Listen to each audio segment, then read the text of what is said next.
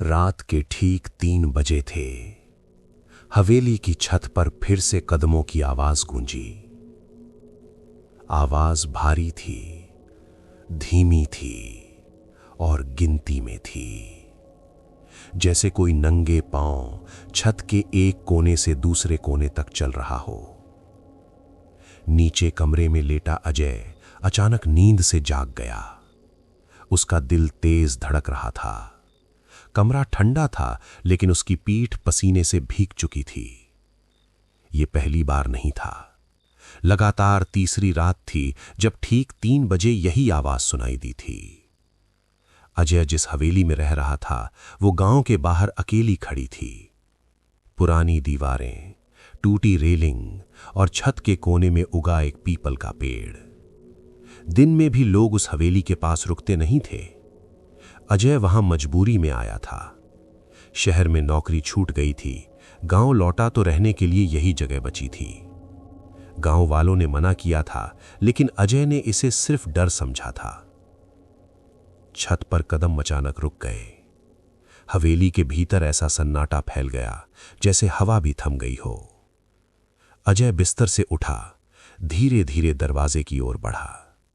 उसी वक्त उसकी नजर दीवार पर पड़ी।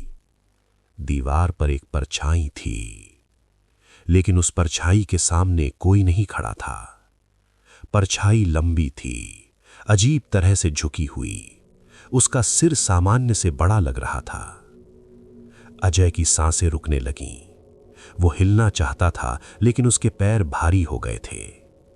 अचानक छत पर फिर कदम चले, इस बार पहले से तेज।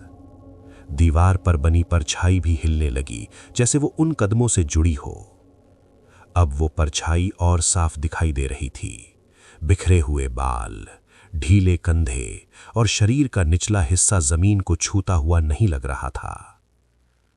अजय को अचानक गांव की पुरानी बात याद आई। सालों पहले इस हवेली में एक औरत रहती थी। गांव वाले उसे चुड़ैल कहते थे। कहा जाता था कि उसकी वजह से बीमारियां फैलती थीं, फसलें सूख जाती थीं और बच्चे रात में रोते थे। एक रात गांव वालों ने उसे पकड़ लिया, उसी हवेली के आंगन में बांध दिया और जला दिया। अगली सुबह सब कुछ शांत था। सबने मान लिया था कि चुड़ैल मर चुकी है, लेकिन किसी ने उसकी परछाई के बारे में नहीं सोचा था। अजय ने देखा कि परछाई अब दीवार से अलग हो रही है। वो फर्श पर फैलने लगी, जैसे कोई काला तरल धीरे धीरे उसकी ओर सरक रहा हो। उसी पल छत से कुछ गिरने की आवाज आई। कोई भारी चीज नहीं, बस इतनी कि सन्नाटा टूट जाए।